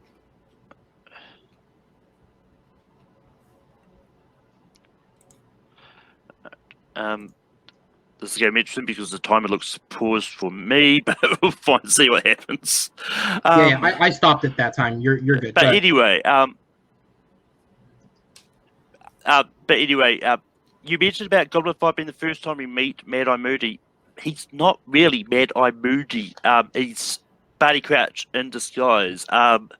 So we never really truly meet him until Order of the Phoenix. I mean, look, Goblet of Fire is still like I know a lot of people that really love it. And it's one that still gets put in the top 8 of whenever you're talking about the top Resident Evil franchise, like one that quite commonly is brought up as the lowest Chamber of Secrets, but with Fantastic Beasts, like the first movie was fun and it was intriguing enough to want to see where the sequel's going. Yeah, but with the sequel taking a quality drop, it's. But yeah. All right, and that will be time. We'll go ahead and drop our competitors to the back, and we will bring in our judges. All right, so again, while these guys make their decision quickly, I'm going to run down some facts or some corrections from the round.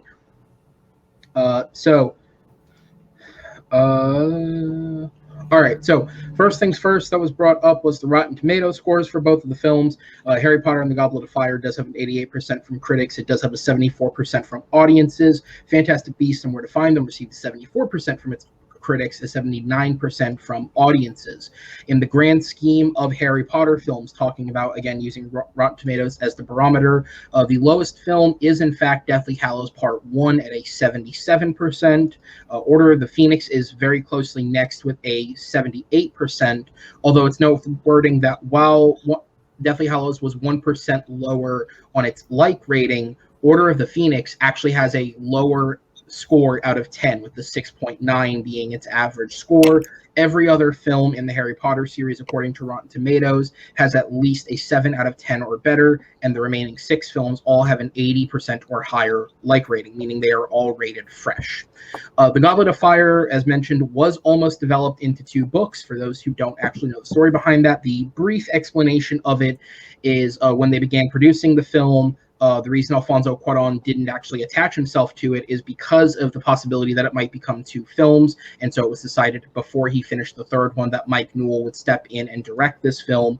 It was in the writing of the book that they decided to make it 1 film rather than 2 because they didn't find a natural stopping point to end the first film, and so they opted to just cut more out of it.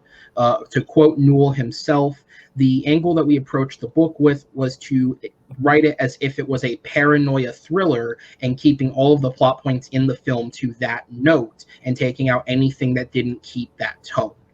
That is his exact quote. Whether you not you feel that way, that is on you. That's just how they approached it.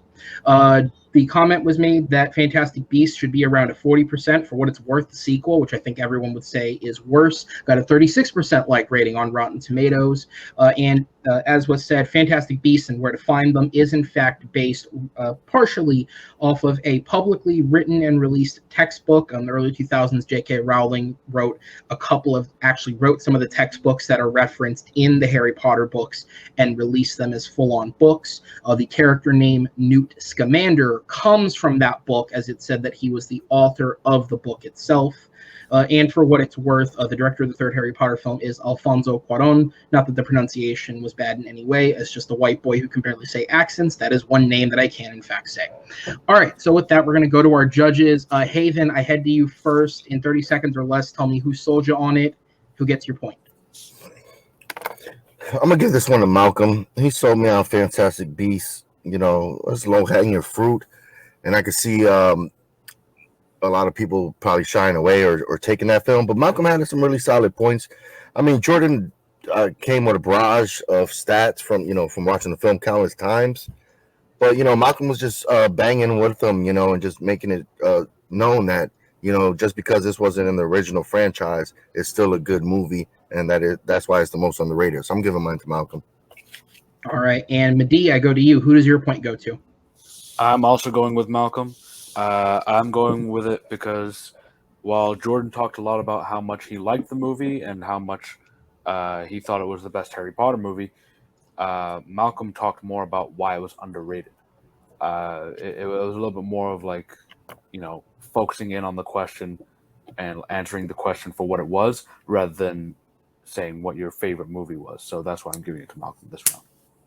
All right, fair enough. And so, judges, thank you. I will send you to the back, and we will bring back on our competitors, because with that point, it means that we are at a 2-2 score, which Blind means, round. gentlemen, we will be going to the blind round. Now, to explain how this works to those at home, the way that the blind round works is that I will give you a generalization of a question.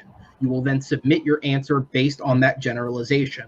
Following that, I will give you the specific question you are set to answer. We will then go off screen for a few minutes. The competitors will be given time to put their answers together. But, and I can't stress this enough, you cannot change your answer, even if you don't feel your answer totally is with your actual opinion. You have to fight to the best of your abilities. So you guys will get a few minutes to prep, and then we'll come back on. The actual rules of the round, debate-wise, work the exact same as the previous 4 rounds. So with that said, gentlemen, are you both ready? Yep. Yeah. All right. So with that said, the generalization is, name me a film featuring or starring Gerard Butler. Ooh. Movie 43. I'm trying to even think of a John Butler film I want to talk about in any way. Let's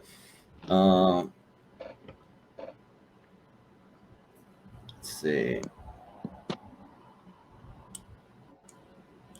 I'm trying to think of what's the one where. Sorry, I'm like spacing on the actual title. Actually, the one where he's trying to protect the president. That one. Angel Has Fallen. Yeah. Angel Has Fallen. I'll do that one. Okay.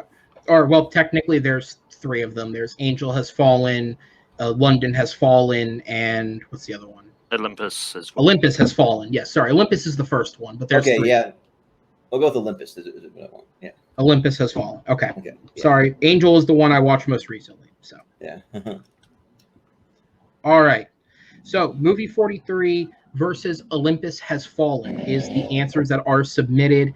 The question we will be debating is, what is Gerard Butler's best performance? Oh. So with that said, all right, guys. So with that said, the competitors are going to have a couple of minutes to get their arguments together to the best of their abilities. We are going to go off screen. For us, it'll be a few minutes. For you, it'll just be a couple seconds.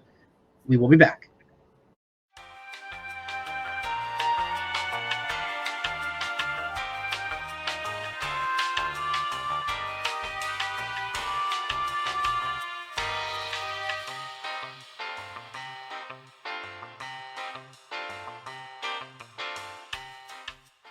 And we are back, ladies and gentlemen. We are back from our little break to have them prep for the speed round.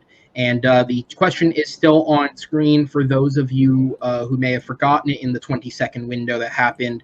It is, what is Gerard Butler's best performance? To remind you of our answers, Malcolm on the generalization selected movie 43. Jordan has selected Olympus Has Fallen. And so with that, Malcolm, because you submitted your answer first, you are the first person to go. So as I go ahead and bring up the timer and disappear, best of luck to you both, gentlemen, on this final round. The time will start when you speak, Malcolm. This is either going to go 1 or 2 ways. Let's see how this goes. Yeah. But look, if you're going to cast a leprechaun in a movie, why not cast Gerard Butler? Well, yes, it may be considered a stereotype. What Gerard Butler did in movie 43, even though he was only in a short time, was just brilliant.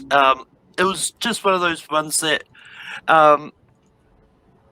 they treated this segment of movie 43 as a horror movie, and that's exactly what it needed to be. Well, yes, it wasn't that good, but his performance as a leprechaun itself is enjoyable and fun. I had a lot of fun with it. And yeah, I'm going to yield this my time. All right. So I'm going to let the 10 seconds run on the clock. Jordan, once it flips over to the blank screen, time starts for you. Right.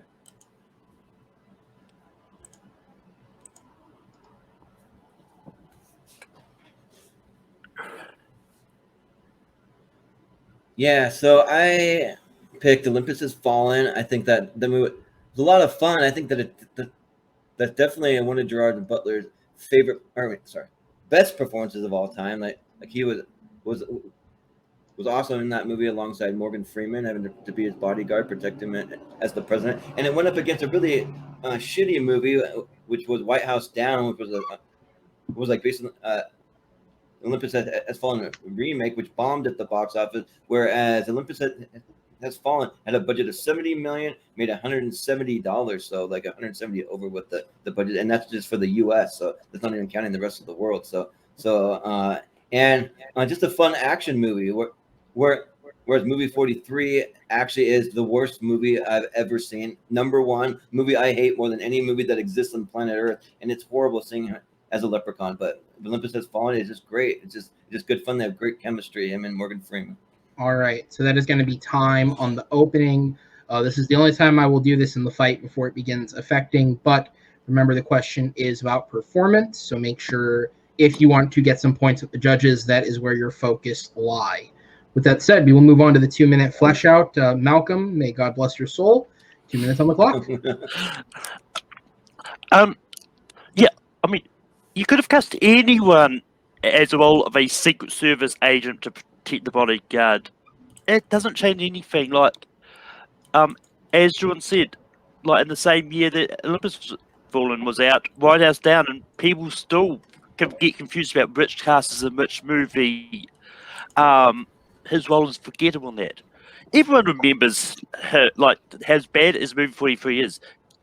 Everyone remembers Gerard Butler playing a crazy leprechaun. And it's one of those ones that it's a fun performance. I mean, it may be a bad movie, but Gerard Butler looks like he's having a lot of fun playing this role. It's like, so I mean, if the actors are having a lot of fun in the movie, how is it a bad performance of theirs?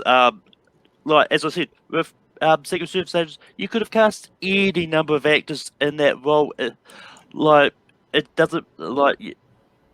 There's a lot of great extra stars out there that could play a Secret Service agent, and he's one that can easily replace. You can't easily replace a crazy leprechaun.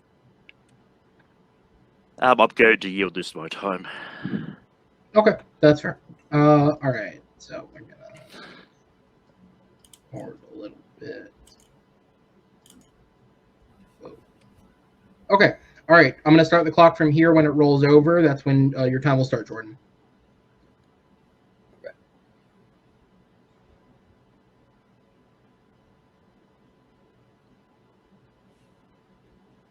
So Gerard Butler did an amazing job at playing Secret Service agent Mike Banning from Olympus Has Fallen, and also he did a great job as an action star. Like this is one of the movies that I feel like really solidified him as an action star. He was in 300, and like they saw his performance in that. Like he'd be a great fit for this role if he can do stuff like that. So he gave a great and amazing performance that actually spun 3 movies that have already gone to theaters, and then a 4th one's coming out. So it's like that people want to return to this character because of his performance.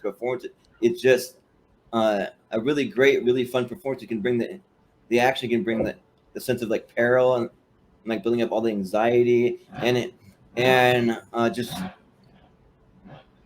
the way that he has that like presence on screen with Morgan Freeman just kind of gives the president in the movie like a calming presence. I'm with this guy, like he's gonna protect me.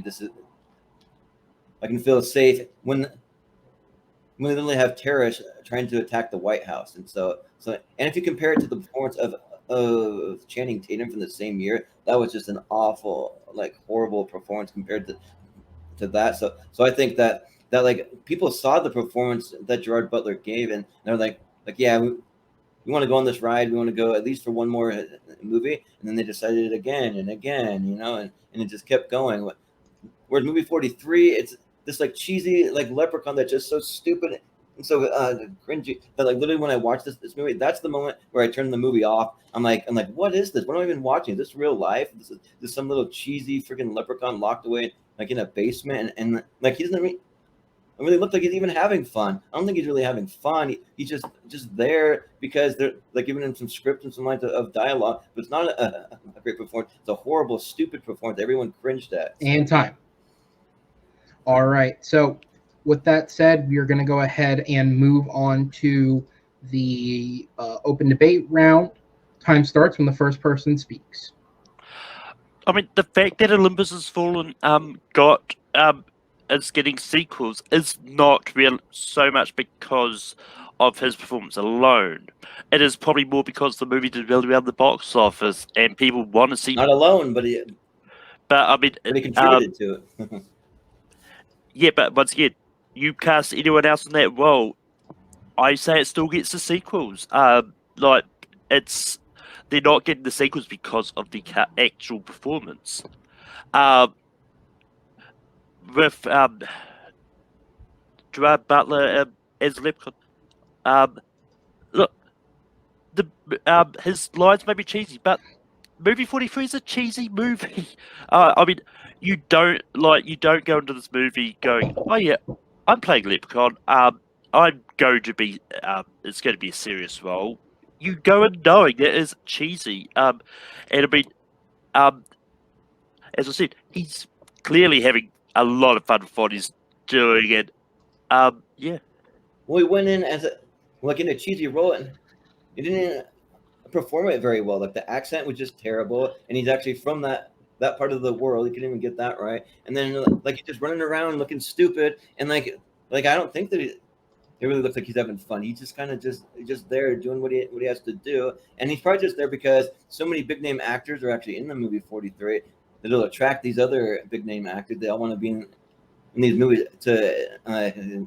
But I guarantee you, like Russell Crowe definitely cringes anytime that movie's probably brought up. I don't know that for sure. I can't say that in fact, but I feel like if I were him, I would. So because it's just like that literally is no joke. Like the moment when I turn the movie off and I'm like, I can't do this. I can't finish it. What am I watching? What is Gerard Butler like turned into? What is he like sold his soul or whatever you want to say for it? Like it's just it's bad. But with Olympus has fallen, I think people looked at that versus White House Down when they came out at a similar time. And like especially like women, that like my wife certainly did. She said, "Well, I think that Channing Tatum is very attractive. I also think Gerard Butler is very attractive. So like, I'm not going in for that reason. 100%.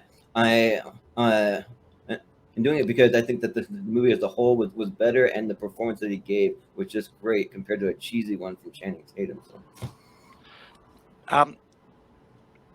Yes, but once again, if anyone can, like, as I'm going to keep having this point down at this point, I'm really bad when it comes to about performances anyway, but anyone can play sexual slaves. I mean, this may be a hot take, but I prefer Channing Tatum and White House Down over Gerard Butler from Olympus Has Fallen. Anyone can play Leprechaun. You get someone from that part of the world. You get Liam Neeson. You get a little person that's actually short. That's like a leprechaun. You can give it like Vern Troy or like anyone like that. Come on, it's a leprechaun. Like it's simple. I could play leprechaun. I could do that in my sleep. I mean, well, that may be true, but the way Gerard Butler played it was he played it spectacularly. I mean, it's one of those ones. Whether or not he's on because everyone else, all the other big names were signing on, always signed on because he liked the idea to do something just completely crazy. Yeah, but it's stupid. I mean, it's stupid. Movie 43 is a stupid movie. It's a bad movie. Again, we're not talking about the movies here. His performance as a crazy leprechaun, I think, was a lot of fun. Well, he brought it in. Olympus Has Fallen. I feel like he really brought it. Like he really had the action star that the terrorists were actually afraid of in that movie. So he did a great performance.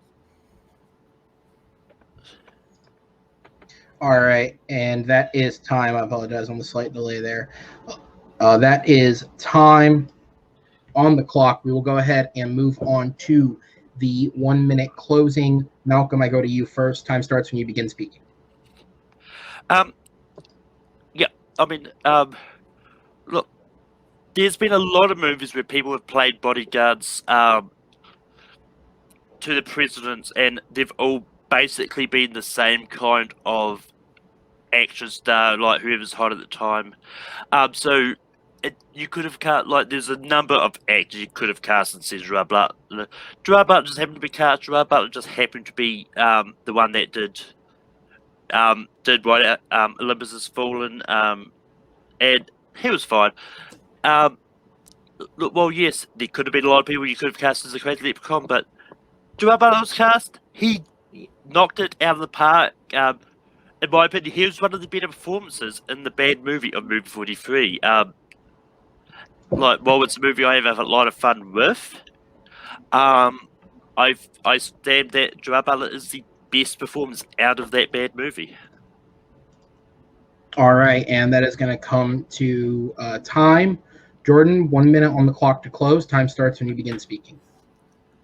Malcolm, I think you're the only person I've ever heard that had fun watching his performance in movie 43. Like literally every single other person that I've talked to thought it was just horrible, cringeworthy, just like not their thing. We're not talking about like whether or not we liked it. We want to know what the greatest performance is, and like how people as a whole liked it. So like we're not just talking about me. Like do like old people, young people, anywhere in between? Did they all like it? And I think that the performance that he gave in Olympus Has Fallen really appeals to everyone. Like it appeals to teenagers. It appeals to adults. It appeals to the older generation. Like they like seeing him in that type of a role. And I think that like just the way that he portrayed the Secret Service agent, he just did it just like in a really great, fun way, where I was excited to see sequels. I never thought that I would, but the whole premise to me didn't sound that intriguing. Then I went to see it, and it's because of his performance why I wanted to go back and see any of the sequels. It is on that alone. All right, and that will be time on the fight. As I bring the timer off screen, gentlemen, as I would always say at the end of a blind round, whatever the result be, you both played well today. Best of luck to you as I send you to the back and bring on our judges. So some quick kind of facts, some things to throw out there and run down. So the sketch specifically from movie 43 that was referenced, in case you're not aware, it is a sketch film with multiple different vignettes. Happy Birthday is the name of the sketch. It was directed by Brett Ratner, and it stars Gerard Butler, Johnny Knoxville, and Sean William Scott. Going on about that, it was brought up more than once about how on earth could they get actors in here. The filmmakers were actually very public about how they got Gerard Butler and a number of other actors in there. Basically, this movie was shot over a number of years, and just at different points over the years, they would show one or two of the sketches that were filmed by the Farrelly brothers to the director. They would just then solely off that director get people attached to the film. So it was just put together piece by piece of all these weird ideas over the years. It was not made as a coherent, fluid film. So through multiple times throughout the fight, which I feel like it's worth bringing up, the questioning of someone from that part of the world playing the Leprechaun was brought into the battle. As somebody who is Irish, I don't take actual offense, but I feel like it's worth bringing up that out of all the actors listed, the Leprechaun is an Irish legend character. Gerard Butler is from Scotland. Russell Crowe was mentioned. He is from New Zealand. Liam Neeson is the closest. He is from Northern Ireland, which is a piece of the Irish Ireland that is owned by England. Vern Troyer is American. And since we were talking about short people that played leprechauns, for what it's worth, Warwick Davis did play Leprechaun in like 7 different films, and he is from England. No Irish people involved whatsoever.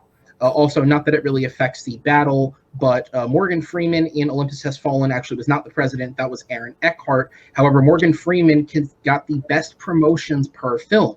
In the first movie, he was the Speaker of the House. By the second film, he was vice president. And by the third film, he was the president because Aaron Eckhart declined to return. Also, as was said, the Olympus Has Fallen film did come out in March of 2013. Later that year, White House Down by Roland Emmerich, starring Channing Tatum, was released in June. So with that said, we're going to go ahead and get to the final verdict of the match. Mehdi, I go to you in 30 seconds or less. Tell me who gets the point, who gets the victory. I want to start by saying I hate myself, but not enough to watch movie 43. So Malcolm, I give you credit for actually watching that. I actually had them as tied. Like if you guys can see, based on the points that they put out, I had them like neck and neck with the points that they were making. And for that reason, I'm going with Malcolm because I think he had a little bit of a higher hill to climb because of how bad movie 43 is and how it's like in our heads of how bad it is. Whereas Olympus Has Fallen, you don't really hear it's like, oh, it's shit, it's the worst movie of all time, sort of thing. So I put down Malcolm just simply because of that. I think they both had really good arguments considering the question and their answers. Just because Malcolm had that little bit of a higher hill to climb, I think I gave him the point on that. All right, and Haven, I go to you. Is about 30 seconds or less. Tell me who sold you and who won it. Excuse me. I think we're gonna have to go to a split decision on this one. No, I'm just kidding. I'm right there with Medina also. You know, for Jordan, just doesn't seem like he really watched the movie before. You know, because he did reference that Morgan Freeman was the president, which he wasn't.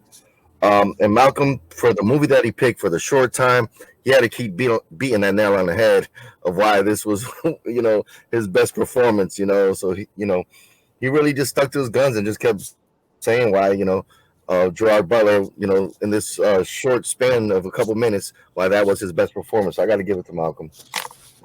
All right, judges. So thank you for all your help during this battle. I will send you to the back because, and your winner by a final sudden death score of 3-2, it is Malcolm Lay taking the hard-fought victory as I go to the wide shot. So, Malcolm, it's as I said at the start, you are one of our journeyman competitors who has played through all different stages of this game. But way, way back in the day when you played that first match, unfortunately, it got off to, I believe, a very tough, unfortunate loss. And this time was another very tough match, but it got off to a better start for you coming out with the victory. What are your thoughts? Yeah, I mean, like going when I was doing the prep for this, I knew that the Ryan Reynolds one probably was not going to go in my favor because when I did the prep, was like everything was like going against me, like my choice. But I mean, if you were to tell me I was going to win a match with Movie 43, I would have said you're crazy. I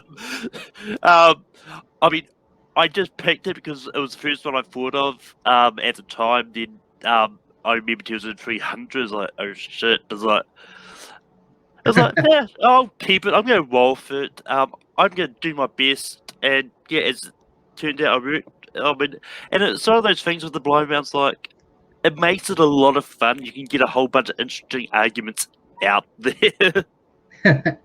Yeah, absolutely. So speaking of, as with all of our competitors, you will be returning not too soon, but very soon in the near future to play. You enter the 1-0 bracket, and while I can't give you an exact winner, I can tell you that you will be playing the winner of one of our matches in our double upload event next week. The winner of either Amaru Moses or Shannon Briggs will be your competitor going into the first round of the tournament. What do you know about either of these competitors? And then based on what you know, who do you feel like taking on? Yeah, I mean, I know Abu quite well. He's probably going to be, it's probably going to be a fun battle. So I didn't quite hear what was the other name. Sorry. Shannon Briggs. Yeah, I don't know anything about Shannon Briggs, so but yeah, it's one of those ones like I know Abu quite well. Depending on what topics come up, I'm expecting he might pull out the win here. But then again, the Shannon, who I don't actually know, I don't think I've seen him in anything before, but he could come out of nowhere. But either way, I'm going to be as prepared as I ever am, which most of the time is not really. But it's good. I mean, I come here to have fun. If I win, great. If I don't, I had fun doing it. Well, Malcolm, as we wish you farewell and we will see you next time, I do get to say something to you we never did get to say the first time with Movie Battleground. Our winner today, the undefeated Malcolm Lay. We'll see you next time, buddy. All right. As we bring in our runner-up tonight, Jordan Anderson. And I say runner-up because it was a very tough match, tooth and nail, right down to the end. Especially for my worth. Thankfully, most of the match, our judges were in sync, so I didn't have to go as a judge. But those last 2 rounds were very, very, very close. I agree with Medi's estimation of that one. But you got your first match under your belt. Obviously, losing never is fun, but how do you feel? Well, I felt that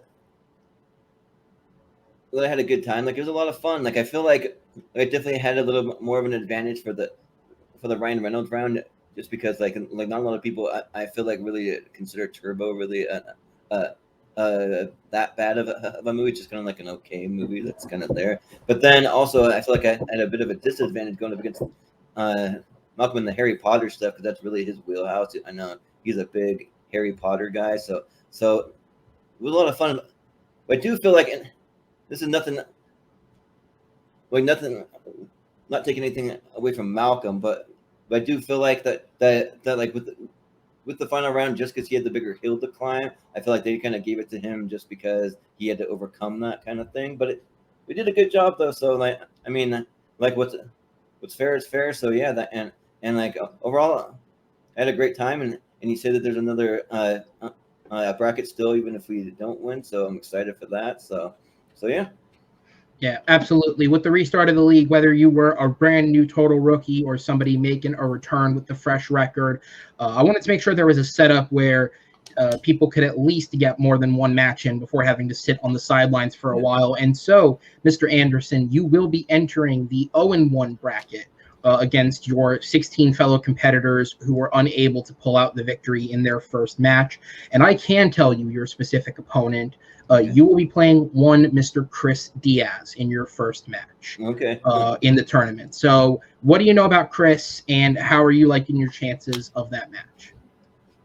Well, I've had Chris on a few episodes of my show. Like one of the things that I know that he's big into musicals, and so like he knows like a ton about that.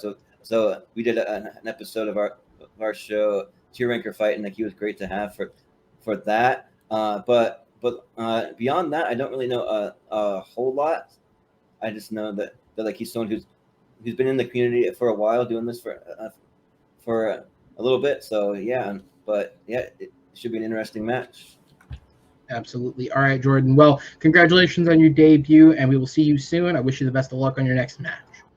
And guys, that is it for tonight's episode of Movie Battleground that have gone up, as we're only 3 away from beginning the tournament. And be sure to check out everything we're doing here on TMG Entertainment, because we're bound to have something that you like. Most of it's movie related, and we're bound to have something that you like. So with that said, my name is Aaron Knoll, and on behalf of everyone here at the show, thank you so much, and I will see you next time on the Movie Battleground.